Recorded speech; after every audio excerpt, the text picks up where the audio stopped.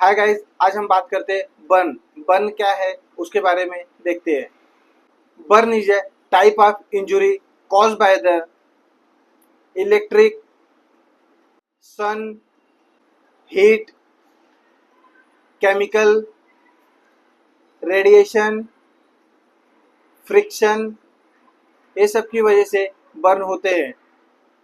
Burn होने के बाद अपने मोस्टली ज़्यादातर ये स्किन इन्वॉल्वमेंट रहता है, dermis layer and epidermis layer and tissue involve रहते हैं बर्न के केसेस में। अब बात करते हैं हम type of burn. Type of burn की मल्टीपल टाइप के बर्न होते हैं, आइए हम देखते हैं। पहले तो थर्मल बर्न। थर्मल बर्न में क्या होता है, हॉट फ्लेम, फ्लेम के वजह से भी उसे हम थर्मल बर्न बर्न कहते हैं। केमिकल बर्न, केमिकल बर्न क्या क्या होते हैं, एसिडिक, अल्कलाइन या ऑर्गेनिक सब्सटेंस की वजह से भी जो है कि केमिकल बर्न होते हैं। अब बात करते हैं हम electric burn.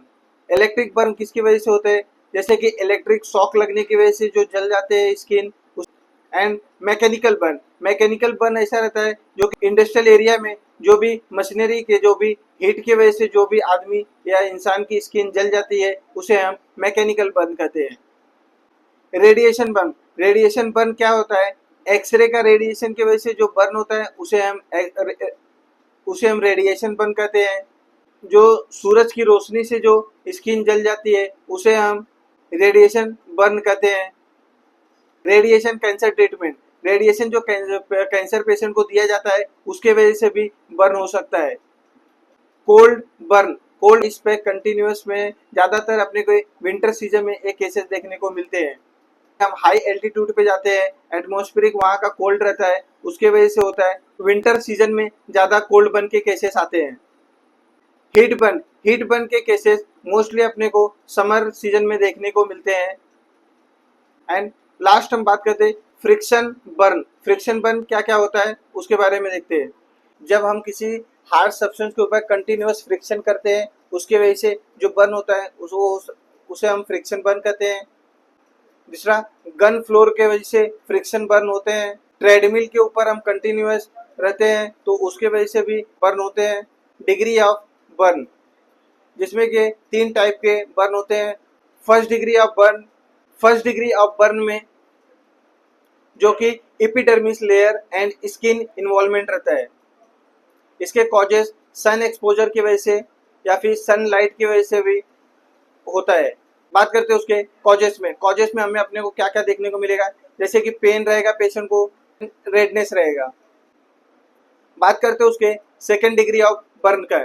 Second degree of burn में mostly epidermis layer and as well as dermis layer involvement रहता है। इसके causes pain, swelling, redness and blister formation हो जाता है।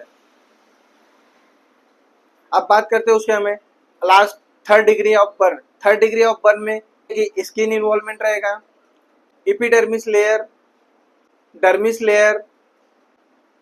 इसके कॉजेस क्या क्या हैं, patient nerve ending pain leading to the numbness और skin look like the skin अपने को इस कंडीशन में blackish, whitish and brown colour के स्किन दिखाई देते हैं। पल दिखाते हैं वीडियो, आप उसमें देख लिए। आप हमें बताइए ये कौन से डिग्री का बर्न है। ये पिक्चर देखिए, हमें degree and percentage of burn comment करके बताइए। बर्न हुआ है, ठीक है। अब हम बात करते हैं रूल ऑफ 9। बर्न के रूल ऑफ 9 क्या है। बॉडी के पार्ट वाइज बात करते हैं, जैसे कि अबव द नेक के ऊपर बात करेंगे तो 9% बर्न होता है। राइट हैंड में बात करें तो 9% बर्न होता है, जो कि फ्रंट एंड बैक दोनों साइड में होता है। अब बात करते हैं हम लेफ्ट साइड की। Left side of the burn में 9% बर्न होता है, जो कि फ्रंट एंड बैक दोनों साइड इंक्लूडिंग होता है। अब हम बात करते हैं चेस्ट की। चेस्ट में एब्डोमेन, चेस्ट एब्डोमेन दोनों मिला के फ्रंट एंड बैक में 18% बर्न होता है। Total 36% of burn. अब बात करते हैं हम लोअर एक्सट्रीमिटी में। लोअर एक्सट्रीमिटी में right side of the leg में जो कि 18% बर्न होता है। फ्रंट और बैक में। अब बात करते हैं हम लेफ्ट साइड की। Left side of the lower extremity में 18% बर्न होता है फ्रंट और बैक का। और 1% बात हम करते हैं जेनाइटल एरिया। अब बात करते हैं हम उसके ट्रीटमेंट की। ट्रीटमेंट एंड मैनेजमेंट में क्या कहता है, पहले तो पेशेंट को हमें हॉस्पिटलाइज करना पड़ता है,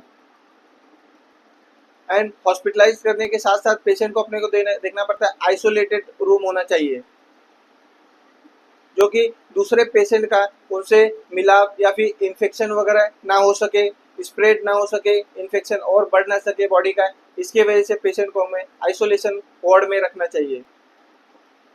एंड पेशेंट की जो भी बर्न हुई स्किन रहती है उसे हमें धीरे धीरे निकालना पड़ता है, क्लीन करना पड़ता है विथ NS से।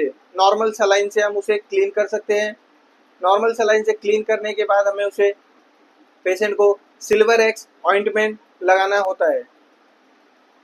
सिल्वर एक्स ऑइंटमेंट इसलिए लगाते हैं कि ताकि उसके बर्न की जो भी बर्निंग सेंसेशन रहता है पेशेंट का थोड़ा कम हो जाए। ये दवाई जो रहती है पेशेंट को थोड़ा सा ठंडा महसूस होता है। एंड एंटीसेप्टिक क्रीम भी है,